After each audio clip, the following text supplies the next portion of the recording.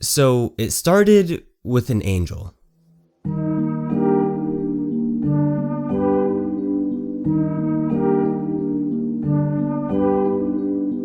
An Angel's Love at First Sight is a really short story that starts with the main character just getting ready to, well, die when an angel stops them. This angel's goal is to help them, this is gonna be awkward, reach heaven. And to do that, she tells us we need to do good deeds.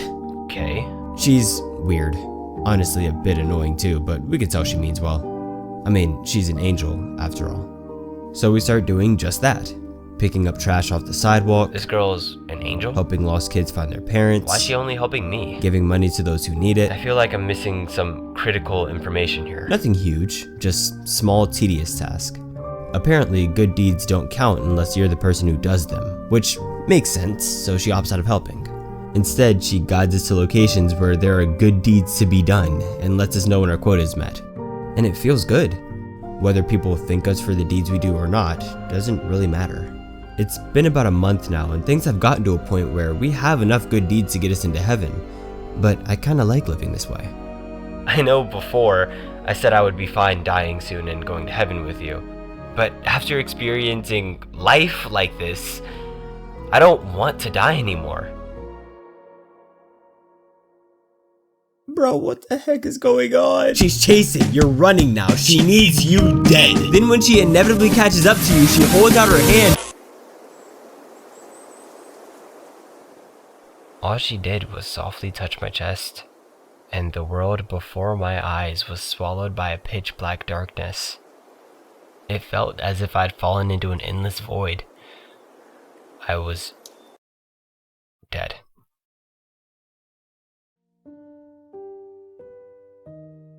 To sum up the rest of the story, because like I said, it's really short, we end up making it into heaven and remembering that we were actually always an angel. We were just cast down to earth with our memories erased for neglecting to guide a child who had been abandoned by their parents. After asking the angel who had helped us out if that was, allowed, we were then both cast back down to earth with wiped memories because no, it wasn't. And it was at this point where I was thinking, wow, that was a very good story, I liked it. The sketchy art style, the personality of the woman helping us, the twist of the entire story, and the first person POV that made it feel like one of those mommy ASMR videos that me and you would both get on our For You pages once every like 4 months. It was a good story. So I decided to see what other people thought about it and read the 11 comments this story had. In doing so, I came across 3 that specifically caught my attention. The first said, "Perfect ending, albeit quite surprising considering the author." Yeah, it was really good. Not sure what he was saying about the author though. Then, Hamita? Didn't Hamita no great start but ruined by a bad ending? Huh? What is this guy talking about? And what does he mean bad ending? And then, wow, now that was a really unexpected twist. For a Hamita manga. Okay, who is this guy? So I just finished one of his ongoing manga, and it was kind of funny because at the end of each chapter there were JJK characters that would talk about what they thought was going to happen next. When I first asked this question, I thought I was about to do a ton of research about this guy and the amazing stuff he makes, but when I started, 虹色のパンツ虹色のパンツかわいいっしょこれいいっしょホログラムパンツ yeah, I like this guy. I'll make a lot more progress if I just read his manga instead. That's when I came across this manga that looked a lot like the one I just finished, called Here. It's another first-person manga about a guy who survived a car accident with a head injury and started seeing this girl as a hallucination. She'd only show up at certain times, but the main character decided that he was gonna go crazy if he kept seeing her around, so eventually, he told her to disappear. When she did that, because she was a hallucination, the main character instinctively ran after her trying to save her, only to jump into the middle of the road and get hit by a car again. Just to realize the girl he was seeing and talking to, and just got hit by a car for, was his reflection. He was a she. Wait, there was another manga about a girl who loved seeing how genuinely pathetic her classmate was when it came to trying to help her. So she'd force her classmates to bully her and watch as the main character tried to act like a nice person, but not actually do anything about it. Whoa, wait. And it's at this point where I'm thinking, oh, I think I kinda understand it now. This guy writes as if happiness is a fixed thing.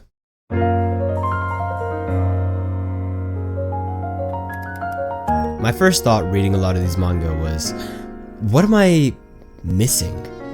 I don't know if it's just the art style and layout of each panel, or if it's because I know how this 馴染みの古着屋で買ったシャツがダブルドクロ monster is. But in almost every manga, whatever I couldn't see felt like a genuine problem. The back-to-back single panel pages, sometimes feeling claustrophobic with the size and amount of speech bubbles, or the lack of faces on some characters, makes these worlds feel unfamiliar and a bit like cold. From an artistic standpoint, this was most definitely done to save time. These people don't need faces, but let's act like it wasn't a time-cutting measure. The rest of the world tends to feel alienating, while normally there's only one person on your side. Your star.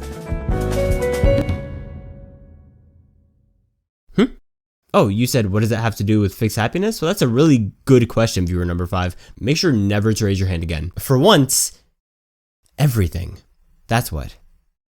Back in the first manga about the angel, this balance is pretty clear now. But what I just described was outside of the story. Inside, it's so much worse. Someone would enter the main character's life, and right as the main character notices the value in that person, that's when they would disappear for good. An angel loves you specifically so much that she comes down from heaven to get you back. And just as you realize how much that means, you both are vanished. You both forget and treat each other like nothing ever happened. Now, I actually got this from another one of his stories. I know I'm a genius. It's a longer story, but in summary, it's about a writer who was writing letters to a girl who, shocker, didn't exist. But in that story, there were two characters talking about how this writer used to write. And I'm not saying this writer was a representation of Minata or anything, but there was one part that kind of made sense. And that was when they said this writer believed that one person being happy meant another person had to be unhappy.